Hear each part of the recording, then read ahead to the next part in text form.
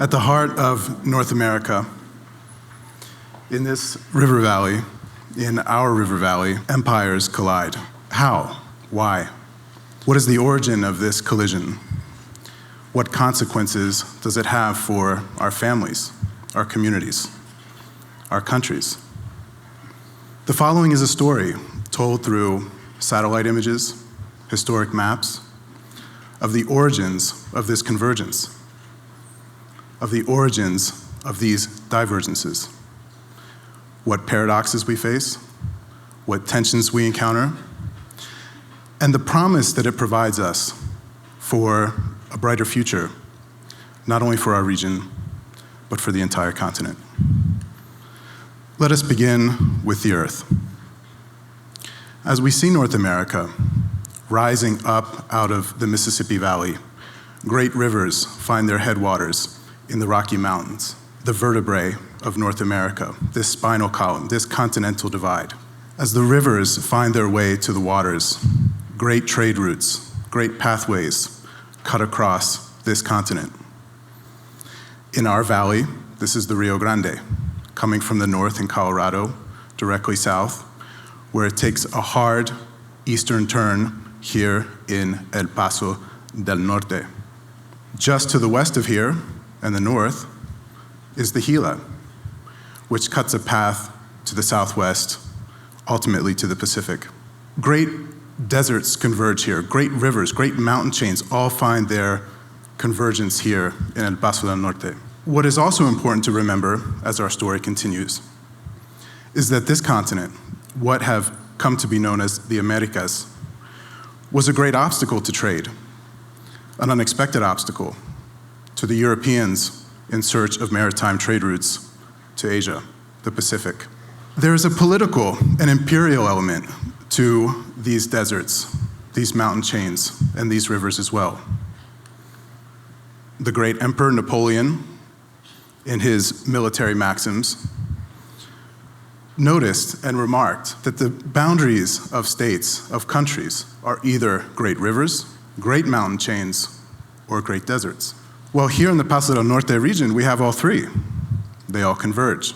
So not only are we starting to get the picture that the geology, the geography of our continent converges here to create transcontinental trade routes, but it also converges here to create political boundaries, national boundaries.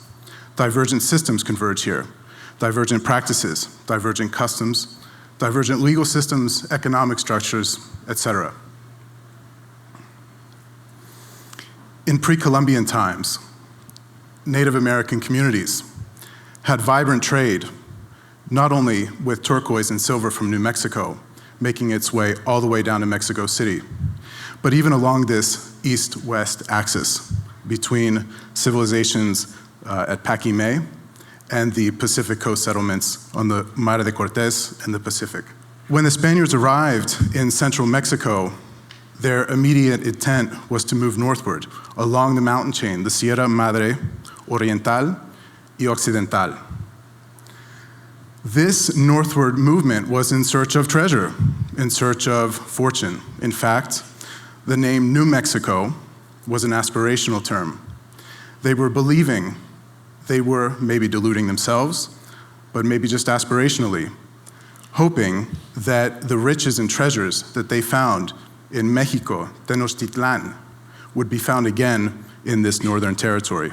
Upon these indigenous trade routes was formed the Camino Real de Tierra Adentro, ultimately connecting Santa Fe, New Mexico to El Valle de Mexico and the states in between.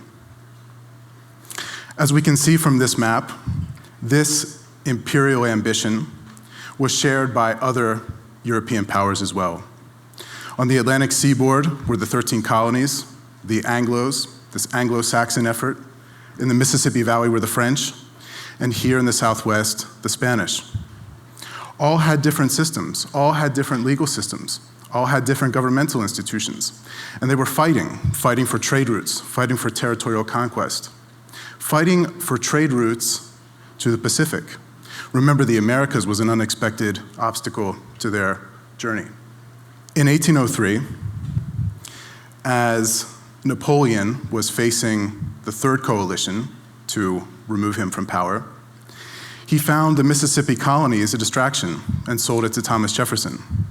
This is obviously known as the Louisiana Purchase.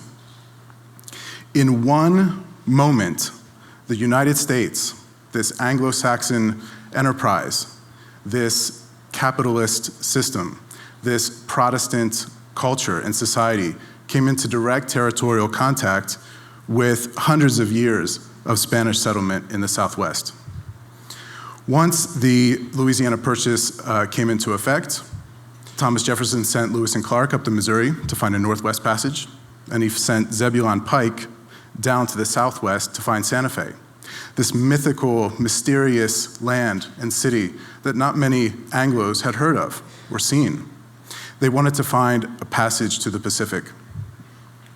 Zebulon Pike made his way into this region in undocumented fashion, I must take note of, and was promptly captured by Spanish authorities and taken to Santa Fe and then El Paso and ultimately to Chihuahua City. The fruits of this adventure yielded this map. This is Zebulon Pike's map following his exploration of Spanish territory. As you can see, perhaps in the center there is El Paso. And this became the nexus, the locus of Western territorial enterprise from Washington, just in the same way that Lewis and Clark were opening the Columbia and the Northwest. With this discovery opened up geostrategic trade routes that cross through our region. Albuquerque, just to the north of us, is on what is known as the 35th parallel. And here in El Paso, we occupy what's known as the 32nd parallel. Remembering our view of the Earth from before, these two parallels, east-west, are the most manageable, efficient, easiest way to get goods, people, services from the Pacific coast across the Continental Divide to the Pacific. All of a sudden, the manifest destiny of the United States started to come into focus. One continent, one market structure that would bridge the Atlantic and the Pacific. The march was on. Several decades later, in the mid-19th century, there were even imperial ambitions within imperial ambitions. Settlers that were brought into Spain's northern frontier in order to create strength, rebelled and created the state of Texas, first the country and then the state of Texas. Afterwards, in the US-Mexico War, all of that territory became US. Now this opened up what is known as the Butterfield Stagecoach Trail, connecting the Midwest, St. Louis and Independence, Missouri, through El Paso up to San Francisco. Again, the most efficient overland trade route that existed then and still today. Upon this stagecoach trail were built railroads, one of the most transformative moments in the history of El Paso and the history of our nation. This is a map of the BNSF rail line, and as you can see, it connects the Midwest from Chicago to El Paso via Santa Fe, then from El Paso all the way to Mexico City. This east-west trade route has been built upon by Union Pacific. So goods and products that come into Long Beach and Los Angeles, even San Diego, are shipped overland through Santa Teresa, El Paso, and onto the East Coast. So as you can see, over time, the territorial ambition and the trade routes sort of grew together. As territorial conquest was effected, trade routes were intensified, they grew, they became more dynamic, more robust, from foot to horse to stagecoach to rail to highways. This is an image of the interstate system with the Mexican highway system. And as we can see in Mexico, the highway systems move north-south, again because of the geography. And the US interstate system primarily moves east-west, from the Atlantic to the Pacific.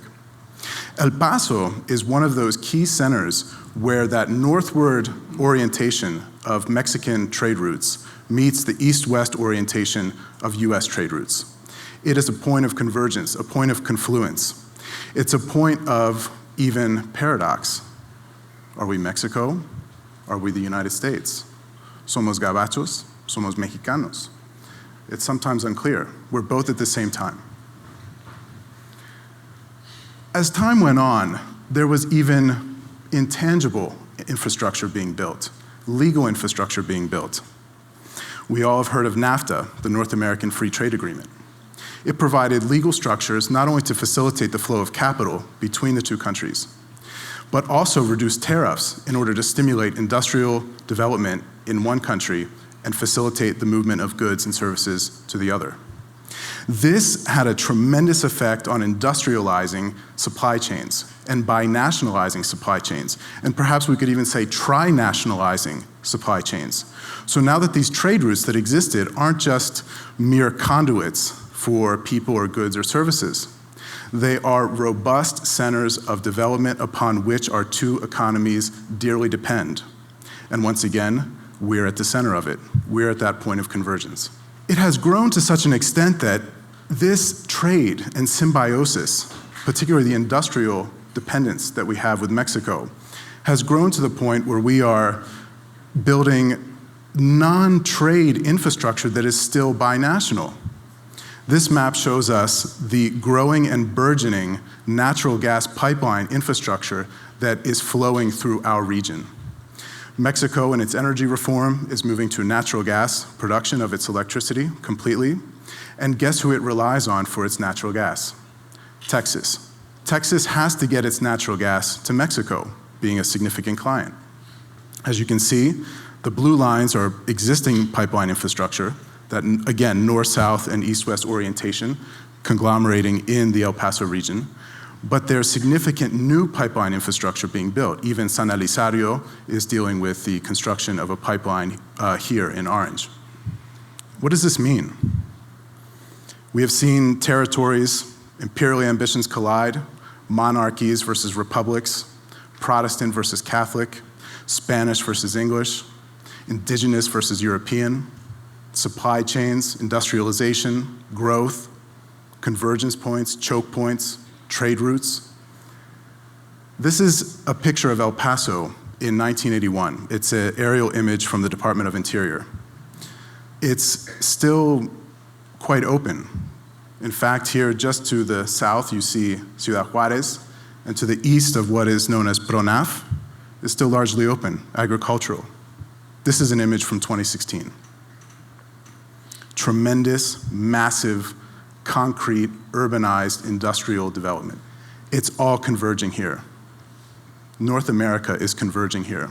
But where are we? Our banking systems are different. Our natural resource management is different. Our education systems are different. Our languages are different. Our customs are different. But here in our valley, we inhabit and we live both of those systems simultaneously. This is our paradox, but this is also our promise. Who better to navigate, who better to guide regional US-Mexico transboundary development than us? Who better to find value-added opportunities in law, in infrastructure, in finance, in healthcare, in education, in architecture, in urban planning? Who better but us, Paseños, Chucos? We lie at the heart of the North American continent. And if you were to look at us from a distance, Michigan perhaps, Washington, D.C., Mexico City, you might conceive of the border as a binary proposition, either Mexican or American, either Spanish-speaking or English-speaking.